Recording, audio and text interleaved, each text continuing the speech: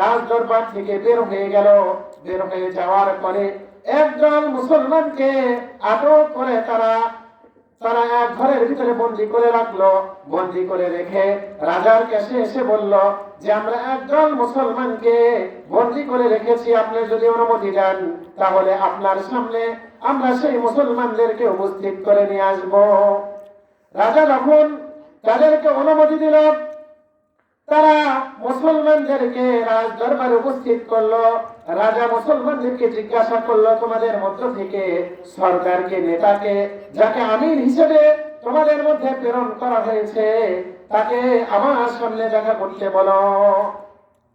মুসলমানদের মধ্য থেকে একজন জীর্ণ শীর্ণ দুর্বল হ্যাংলা পাতলা একজন সাহাবী হাত উত্তোলন করলেন আর বললেন যে আমি হলাম এই জামাতের আমির। রাজা তাকে জিজ্ঞাসা করলো যে তোমার নাম কি? তিনি বললেন যে আমার নাম হলো আব্দুল্লাহ ইবনে হুযাফা। বাদশা তখন বলল যে তুমি আসো, আমার পাশে এসে বসো।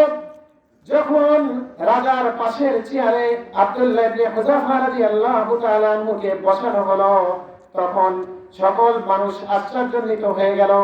রাজার শত্রু বাহিনী যারা থাকে, হয়তো রাজা তাদেরকে বন্দী করে ফেলে, অথবা তাদেরকে হত্যা করে ফেলে, অথবা তাদেরকে বেতরাঘাত করে। কিন্তু এমন কি হলো যে রাজা শত্রু বাহিনীকে সামনে পাওয়ার সত্ত্বেও তাকে নিজে